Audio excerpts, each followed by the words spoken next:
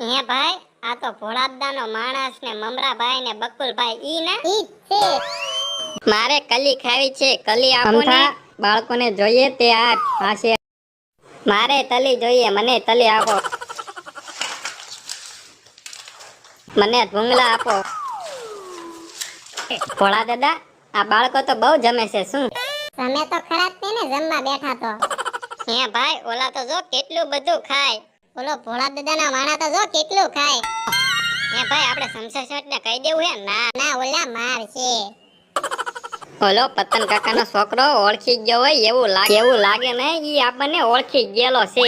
હું કહું, ઉતાવળ રાખજો, ઈ હામું હામું જોઈ રહ્યો, કહી દે નહીં. હા, પાછા મારી હાટું જમવાનું લેવાનું ભૂલતા નહીં. એ હો, તમારી હાટું મેં બટાકા રાખ્યા છે.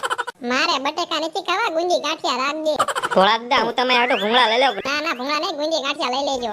પણ હવે તો તારા પંપુડા બેન કઈ વાડિયા પોજી ગયા. પણ પેરા છે તો પંપુડા વાગે તેને. લાવો હવે ત્રણે થાળી લાવો, મને ભૂખ લાગી. લે ભોળા દાદા, થાળી તમને ક્યાંથી આપે? હજી અમાર ત્રણેયને જમવાનું બાકી છે. પણ તમે યા તો ખાઈને આયા. પણ યા ક્યાં કઈ ખાધું? પંતર કાકાનો છોકરો ઓળખી ગયા ને એટલે ત્યાંથી ભાગ્યા અમે.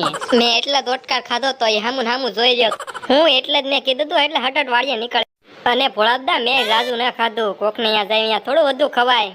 મને ખબર છે તે રાજુ નહીં ખાધું, તે કેટલું બધું ખાઈ ગયા પાછું ખોટું બોલે. તે કાઈ નહીં, અમથો પીરસતો તો જાજી કળી નથી આપતો. મમરાભાઈ, અમથો કેમ પીરસવામાં આવતો? બકુલભાઈ, અમથાને અને તિકમને બહુ સારું ભળે સમસમ શેઠારે એટલે રાખ્યો. એટલે સમસમ શેઠ આપણને નથી બોલાવતો. પણ ભળાને ન બોલાવે, આપણને તો જમવા તો મળ્યું ને. ભોળા દાદા ને મોઢામાં પાણી આવતું હતું. હું મને મોઢામાં પાણી આવતું હતું, પણ સમસમ શેઠ હામું જોઈ રહ્યા, પણ એમ ન કીધું ભોળા દાદા ખાવા બે જાવ તો તારે હું